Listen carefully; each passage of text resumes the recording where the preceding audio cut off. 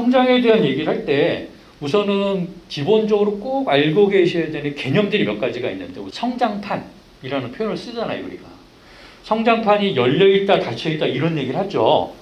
자, 요 사진에 지금 성장판이 몇 개나 있습니까? 성장판이라는 것은 뼈가 자라는 부분, 뼈가 만들어지는 부분이거든요. 요런 걸 성장판이라고 합니다. 요런 거. 끊어진 부분 보이시죠? 여기도 보이고, 여기도 보이고, 여기도 보이고. 요게 다 성장판이에요. 저렇게 열려있는 부분에서 계속 뼈가 만들어지면서 길이가 길어지는 거예요.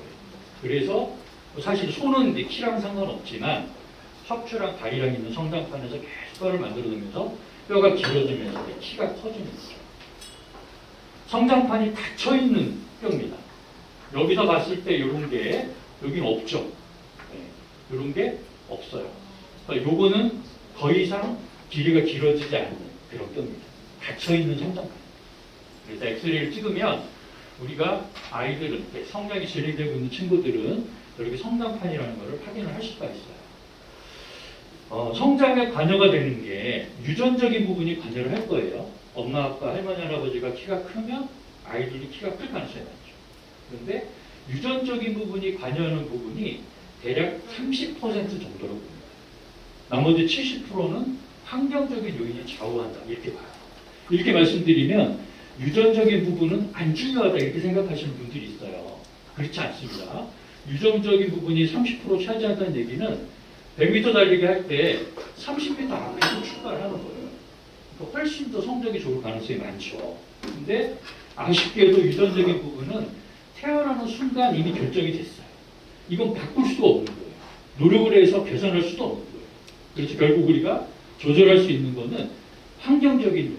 어떤 게 있을까요? 잠 잘 자야 되겠죠. 하루에 몇 시간 정도 자야 됩니까? 네, 7시간, 8시간 정도 자야 됩니다. 좀 내버려 두는 경우가 많고, 그리고 경우에 따라서는 이제 좀 자격이 없는 이런 분들하고 이제 상담하는 이런 경우가 있어요. 그래서 국가대표 선수들 같은 경우에 심리 상담사가 따로 있습니다. 그래서 이제 아이가 예를 들어 운동하면서 뭔가 이제 그런 멘탈 관리나 이런 부분들이 조금 필요하다 이렇게 생각이 되시면 그런 것들을 전문으로 하는 걸 찾아보면 찾을 수 있거든요. 시에서 운영하는 그런 이제 단체들도 있고 하니까 그런 부분들 좀 참고하시면 좋을 것 같아요. 성장판 말씀드렸는데 또 한 가지 중요한 개념이 있어요. 여결령과 고련령이라는 개념이 있습니다. 여결령이라는 것은 아버님 실례 좀 오래 했어요. 네? 그래요. 20살이라고 쳐요. 이게 이제 여결령인데 이게 여결령.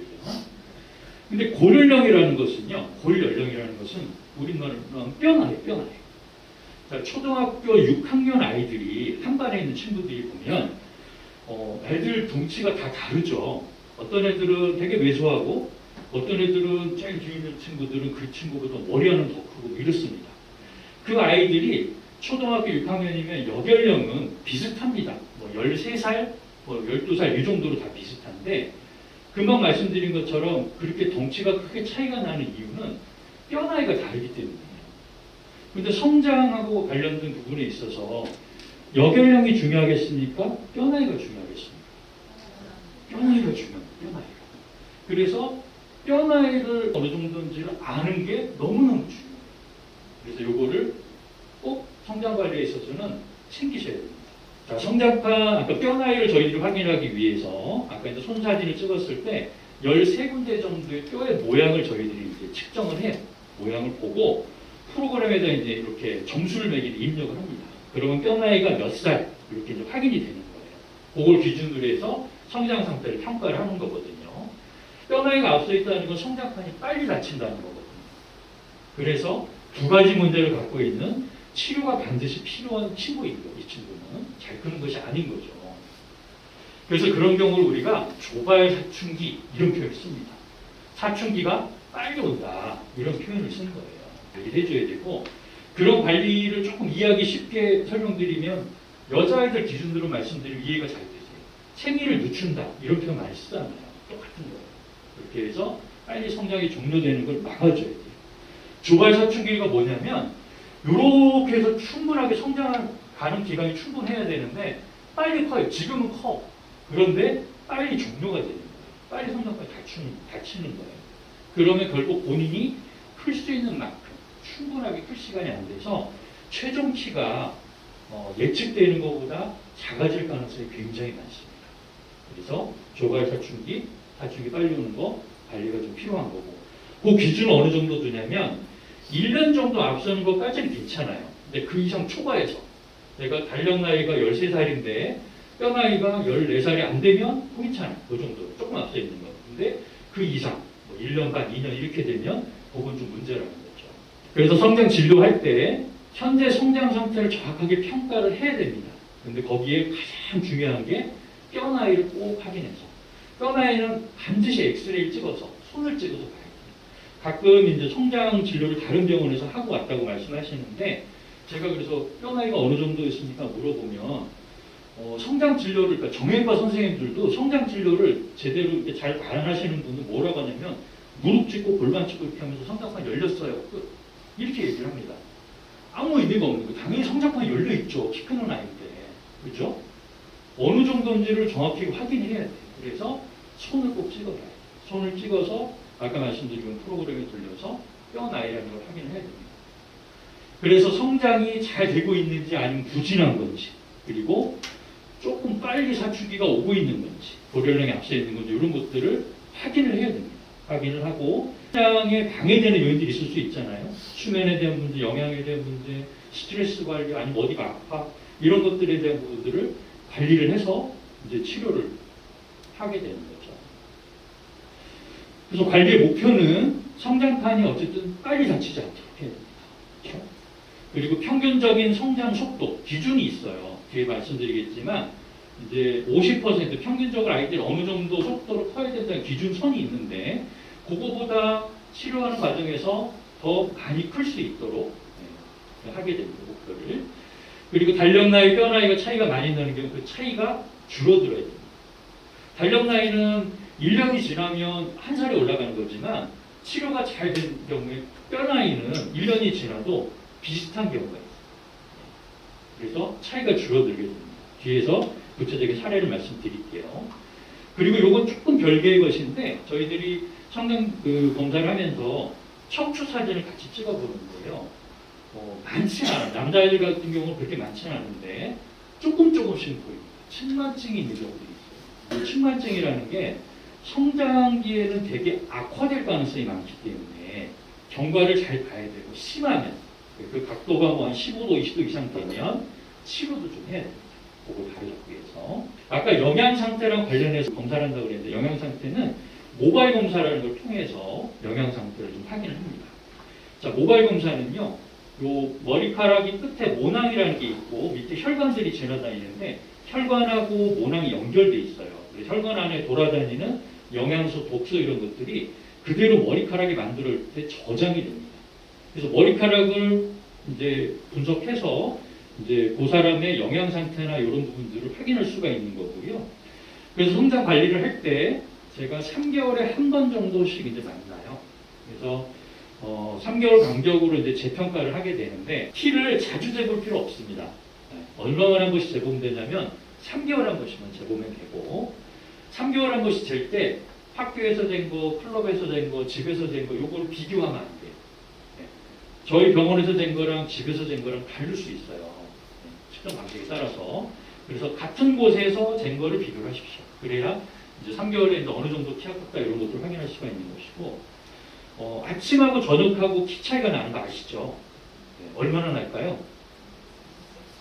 네, 한 1cm 이상 납니다. 아마 아버님도 아침에 운전하실 때 보면, 저녁 때 퇴근할 때하고 아침 출근할 때 보면 이렇게 룸미러를 보면 조금 다르죠. 그게 왜 그럴까요? 척추에 있는 디스크가 저녁 때 되면 짜부러들거든요. 키가 작아집니다. 그래서 차이가 나는 거거든요. 애들은 그게 더 심해요. 그래서 같은 시간에 재면 좋은데 같은 시간에 못 잴 수 있잖아요. 네, 그럼 이제 1시간에 0.1mm 정도 그걸 이제 고정을 해가지고 판단을 하십니다. 그래서 한약 처방을 하고요. 또 아까 이제 모바일 검사 통해서 이상 있는 부분은 교정하기 위한 영양 처방을 하고요. 측만증 있는 경우에 그거에 대한 관리를 하는 경우도 있습니다.